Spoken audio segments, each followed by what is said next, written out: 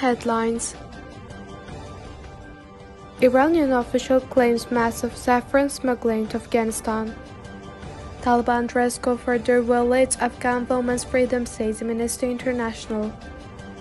Pakistan's patience with Taliban has exhausted, says Freedom Pack ambassador to US. Hello, my name is Maha Nouri from First Time News Network. Today is 15 January 2024.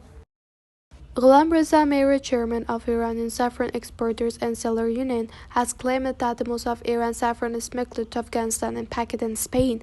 According to our sources, Meiri said that the high custom duties and embargoes are among the factors for the trafficking of this product on Sunday. Resources quoted him saying that almost half of the value of Iran's annual saffron production ends up in the pocket of smugglers. As per Emirates and the previous year, 90 tons of saffron, accounting for 30% of Iran's total production of 225 tons, were subjected to smuggling. He said that Afghanistan and Spain hold 21% and 16% of the global saffron markets, respectively. On January 9, the Islamic Republic News Agency reported that Iranian saffron is facing a new competitor.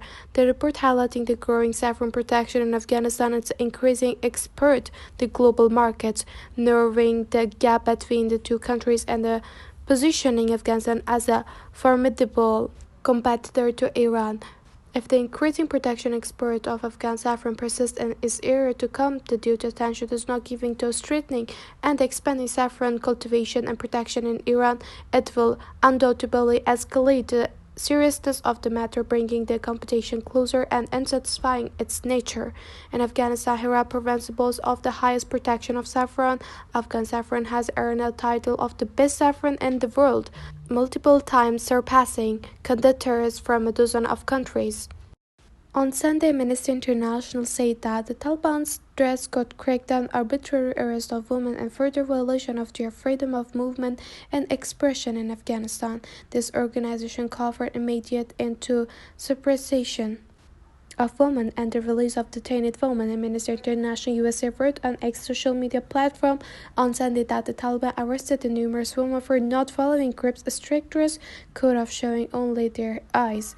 In recent days, several reports have been published about the arbitrary detention of women by the Taliban forces in Kabul and Daikondi provinces, which has sparked a widespread reaction outside Afghanistan. The United Nations Assistance Mission in Afghanistan expressed concern regarding the ill treatment and detention of women attributed to non-compliance with the Taliban's mandate hijab. However, Taliban spokesperson Zabihullah Mujahid rejected the UNAMA report on arbitrary detention of women in Kabul and Daikondi, calling it propaganda.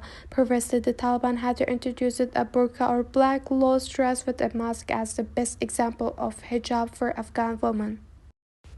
Maliha Lodi, Pakistan former ambassador to the US, has said that several rounds of talk between Islamabad and the Taliban have been fruitless and Pakistan patience with the group has now exhausted. Lodi said that Taliban leaders assured Pakistan about the restraining Tehrik-e-Taliban Pakistan, but they did nothing in practice. This Pakistani diplomat said that during the past few months, Pakistan warnings to the Taliban about sheltering the Pakistani Taliban in Afghanistan had not been effective.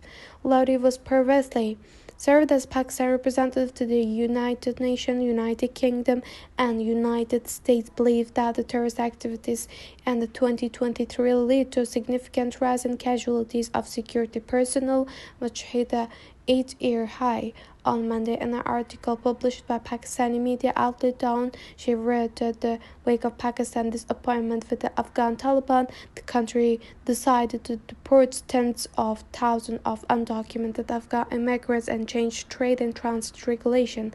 This policy leads to a spotted of thousands of containers of commercial goods, as per the Pakistani diplomat. In response to mounting pressure, Hibatullah Khanzada, the leader of the Taliban, dispatched Mullah Shirin, a governor of Kandahar, to Pakistan in order to diffuse the tension. Despite these efforts, the Pakistani side stated that Pakistan Taliban issue holds greater significance for the country than any other concern. Lodi posed the question of the options Islamabad has if Taliban persists in their unwillingness to act as the TTP. She stated there is no easy answer as there are limits to leverage Pakistan can employ and a creative approach without risking a rupture and relation, something it would undoubtedly want to avoid.